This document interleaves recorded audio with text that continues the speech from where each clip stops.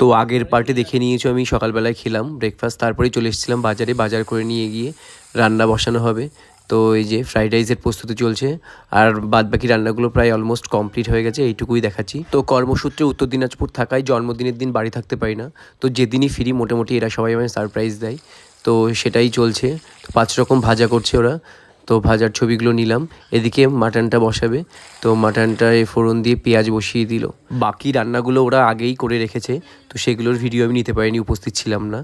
তো আমি মাংস আর ফ্রাইড রাইসটা বাকি ছিল সেটার ভিডিওই নিচ্ছি আর কি। তো সব মশলাগুলো দেওয়া হচ্ছে, কষিয়ে চর্বিগুলো দিয়ে আলুগুলো দিয়ে গরম জল দিয়ে দেওয়া হলো, এদিকে গরম মশলা দিয়ে নামিয়ে নেওয়া হলো। তো টেবিলে ওরা থালা সাজিয়ে দিয়ে দিয়েছে আমাকে। ছিল মাছের মাথা দিয়ে মুগ ডাল, এটা হলো কাতলা মাছ সর্ষে পোস্ত দিয়ে, এটা আলু বেগুন দিয়ে পার্শে মাছের ঝোল, আলু ফুলকপি দিয়ে ট্যাংরা মাছ, চিকেন কষা, এদিকে মাটন কষা, আর ছিল পায়েস, কোল্ড ড্রিঙ্কস। যাই হোক, এদিকে ছিল চাটনি, আর যে বেক রসগোল্লা, কালাকাঁদ, মিষ্টি আর মাছ ভাজা। ও হ্যাঁ, আর ছিল ফ্রাইড রাইস আর ভাত, 5 রকম ভাজা। যাই হোক, অর্ঘ্য আমাকে পায়েস খাইয়ে দিল। সন্ধেবেলায় চা বসিয়েছি, সবাই এসছে।